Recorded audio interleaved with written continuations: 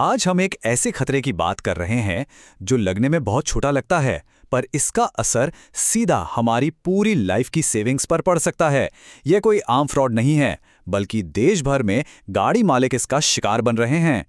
इसका नाम है the fake traffic challan scam. चलिए गहराई में चलकर समझते हैं कि कैसे एक छोटी सी भूल पूरा का पूरा बैंक अकाउंट खाली कर सकती है। 10,70,000 रुपए, ये कोई छोटी मोटी रकम नहीं है। अप्रैल 2026 में अहमदाबाद के एक व्यक्ति के पास फोन पर एक बहुत ही नॉर्मल सा टेक्स्ट मैसेज आता है जिसपे ट्रैफिक फाइन भरने को कहा गया था। बिना ज्यादा सोचे उस लिंक पे क्लिक किया गया और नतीजा, सिर्फ 24 घंटे के अंदर बैंक अकाउंट से इतनी बड़ी रकम गायब। आखिर इतना बड़ा धोखा हुआ कैसे? तो चलिए देखते हैं कि ये जाल बिछता कैसे है।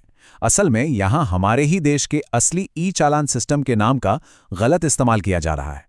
अगर इस खतरे का स्केल देखना हो तो इस आंकड़े पर ध्यान दीजिए, 7,130 करोड़ रुपए। CAITN और कई राज्यों की पुलिस ने लगातार इस पर रेड फ्लैग जारी किए हैं। ध्यान देने वाली बात यह है कि नेशनल साइबर क्राइम हेल्पलाइन यानी 1930 के जरिए अब तक इतने करोड़ों रुपए फ्रॉड होने से बचाए जा चुके हैं। इसका सीधा से मतलब है कि ये कुछ अकेले ठगों का काम नहीं है, बल्कि एक बहुत बड़े पैमाने पर फैला हुआ नेटवर्क है। अब आगे बढ़ते हैं और समझते हैं इन ठगों के काम करने के तरीके, जिन्हें हम दो मेन हिस्सों में बांट सकते हैं। जब किसी मोबाइल डिवाइस को हैक करने की बात आती है तो ये लोग दो रास्ते अपनाते हैं। पहला थोड़ा पुराना है, ब्राउज़र स्कैम, जहां एक ऐसे वेब पेज पर ले जाया जाता है जो बिल्कुल असली सरकारी पोर्टल जैसा दिखता है और वहां से कार्ड डिटेल्स चुरा ली जाती हैं। लेकिन दूसरा तरीका, जिसे APK मालवेयर कहते हैं, वो वाकई डरावना है। ये सीधे तौर पर पूरे के पूरे फोन का कंट्रोल ही अपने हाथ में ले लेता है। मार्च 2026 में सर्ट इन ने अपनी एडवाइजरी में बताया था कि ये RTO e-challan.apk फाइल आखिर काम कैसे करती है। इसके स्टेप बाय स्टेप प्रोसेस को समझिए। पहले ये बैकग्राउंड एक्सेस मांगती है, फिर चुपचाप एक छिपी हुई दूसरी ऐप इंस्टॉल कर देती है।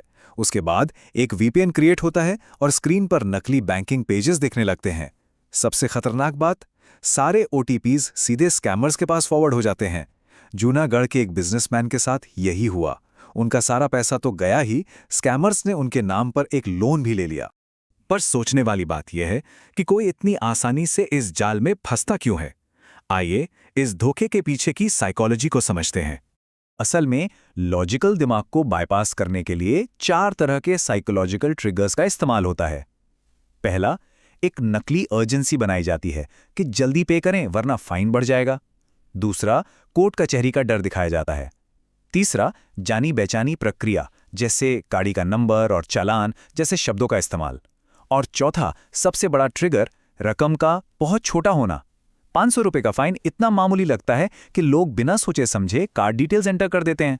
और यहां एक डिटेल ऐसी है जो सच में हैरान करने वाली है। इन्वेस्टिगेशन में सामने आया है कि ये कोई लोकल ठगों का काम नहीं है, बल्कि इंडस्ट्रियल स्केल पर फैला हुआ ग्लोबल फिशिंग नेटवर्क है। रिसर्चर्स को एक ऐसा नकली पोर्टल मिला जिसका ओरिजिनल कोड स्पेनिश भाषा में था और उसे मशीन ट्रांसलेशन के जरिए इंग्लिश में बदला गया था। यानी ये ग्लोबल फिशिंग किट्स हैं जिन्हें सिर्फ इंडिया के हिसाब से रीब्रांड करके चलाया जा रहा है। अब थोड़ा पीछे चलते हैं और इस स्कैम की पूरी टाइमलाइन देखते हैं कि ये ग्राफ इतनी तेजी से ऊपर कैसे गया।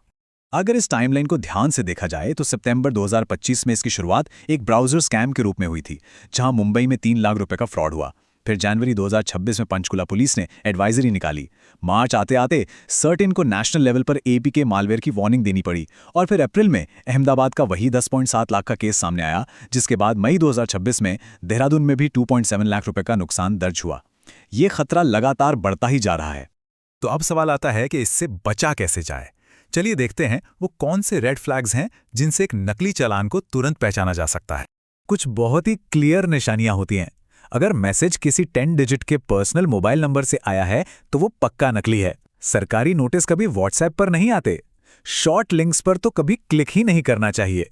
और सबसे जरूरी बात, कोई भी असली सरकारी वेबसाइट कभी UPI या ATM पिन नहीं मांगती और ना ही कोई APK फाइल डाउनलोड करने को कहती है।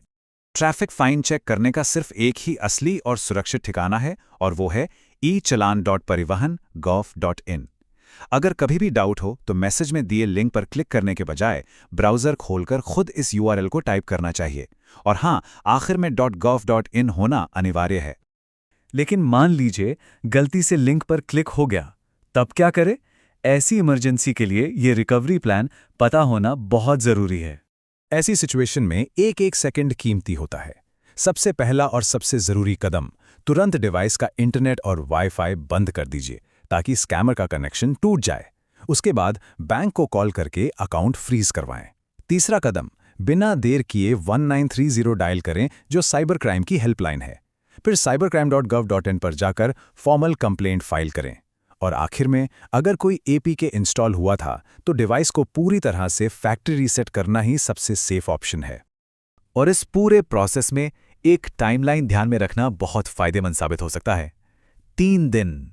रिजर्व बैंक ऑफ इंडिया का नियम कहता है कि अगर ऐसे किसी फाइनेंशियल फ्रॉड की रिपोर्ट 3 वर्किंग डेज के अंदर कर दी जाती है तो विक्टिम की लायबिलिटी 0 हो सकती है। यहां स्पीड ही सब कुछ है। जितनी जल्दी एक्शन होगा, पैसे वापस मिलने के चांसेस उतने ही ज्यादा होंगे। तो इस पूरी चर्चा के बाद एक सीधा सा सवाल उठता है, क्या सिर्फ 500 रुपए के जुर्माने से बचने की हड़बड़ी में पूरी जिंदगी की कमाई दांव पर लगाना समझदारी है? इन डिजिटल साजिशों के खिलाफ हमेशा अलर्ट रहना ही हमारा सबसे बड़ा हथियार है। अगली बार जब भी ऐसा कोई मैसेज आए तो बस एक पल के लिए रुकें, सोचें और वेरीफाई करें। जानकारी ही बचाव है।